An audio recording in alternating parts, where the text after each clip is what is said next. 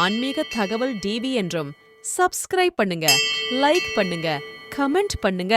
சுவாமியே சரணமையப்பா. அகிலாண்ட கோடி பிரம்மாண்ட நாயகனே, சர்வரோக நிவாரண மூர்த்தியே, சர்க்குருநாதனே, சமஸ்பார ரட்சகனே, சங்கடங்கள் தீர்ப்பவனே, ஏழைகளுக்கு இறங்கியவா, ஏழை பங்காளா, குருவின் குருவே, குருதட்சணை அளித்தவனே, தாரக பிரம்மே, தாரக பிரம்மரூபனே, தேவாதி தேவனே, தேவர்களால் பூஜ்யனே, அறிவில்லா பேதங்கள் பகவானே, அறிவும் போகும் கொடுத்து காத்து ரட்சிக்கணும் பொண்ணுமான சுவாமியே சரணமையப்பா. இப்போது மாலை போடக்கூடிய கன்னிசாமிமார்கள் எந்த முறையிலே மாலை அணிய வேண்டும், நாம் சபரிமலைக்கு எப்படி செல்ல வேண்டும் என்பதெல்லாம் தெரியாமல் மாலை அணிந்து டிராவல்ஸ் நடத்தக்கூடிய அந்த வியாபார ஸ்தலமாக்கி சபரிமலையினை, அதாவது அந்த 48 நாள் விரதம் இருந்துதான் ஒரு கன்னிசாமி என்பவர் சபரிமலைக்கு செல்ல வேண்டும். இது தொன்று தொட்டு பல ஆயிரம் நூற்றாண்டு காலமாக ஒரு ஐதீக முறைப்படி நமது இந்து மதம் எக்காலம் தோன்றியதோ அந்த அன்றிலிருந்து இது நடைமுறை பின்பற்றப்பட்டு வருகிறது. இது சபரிமலையினுடைய விரத முறைகளில் ஒன்று.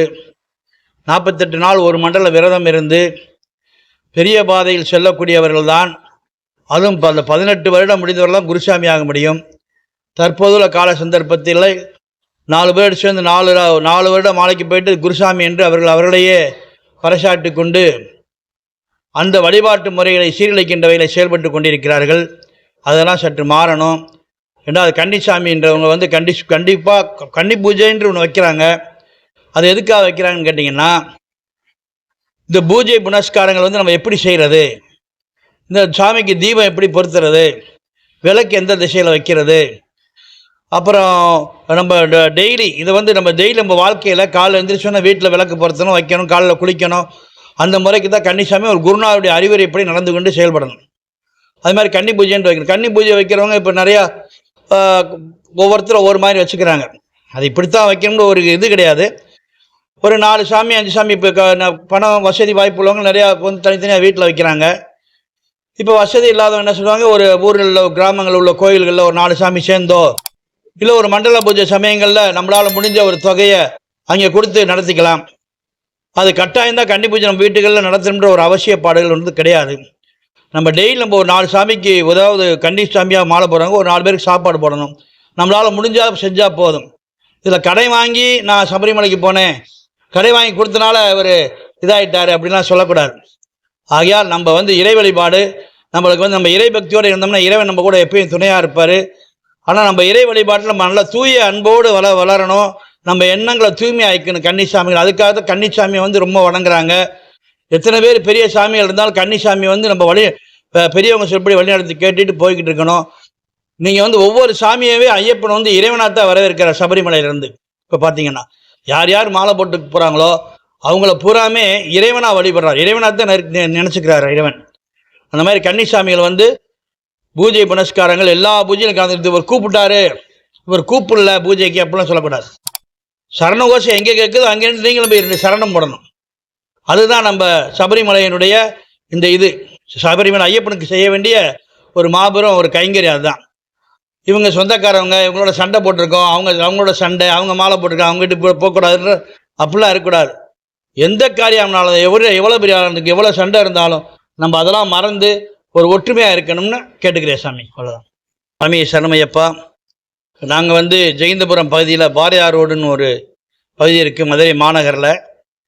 அங்கே பொன்னம்பல ஐயப்பன் ஆலயம்ன்றது கட்டி கிட்டத்தட்ட ஒரு 22 வருஷம் ஆயிடுச்சு.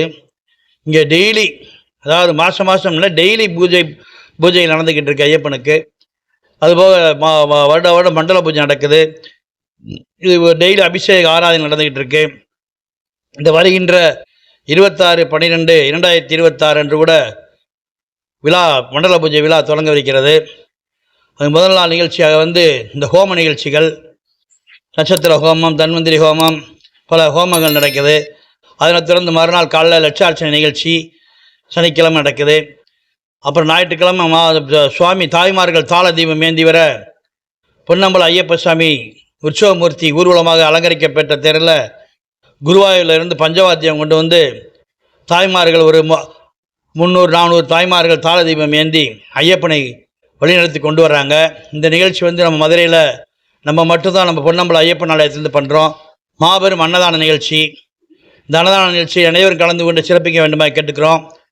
அதனைத் தொடர்ந்து லட்சாட்சி நிகழ்ச்சிலாம் இருக்குது. எல்லோரும் வாங்க, அனைவரும் வந்து ஐயனுடைய அருளை பெறுமாறு உங்களை அன்புடன் கேட்டுக்கொள்கிறோம். இந்த விழாக்கள் நாங்கள் நடத்தி வருவது ஒரு 50 ஆண்டு காலம் நடத்தி கொண்டிருக்கின்றோம். தற்போது இந்த நிகழ்ச்சி என்பது ஒரு ஆலயமாக கட்டி 22 வருடமாக நாங்கள் இதை வழிபட்டு கொண்டிருக்கின்றோம். எனக்கு முன்னாடி கேசவ குருசாமி இருந்தாங்க, இப்போ அவங்கள காமிப்பாங்க.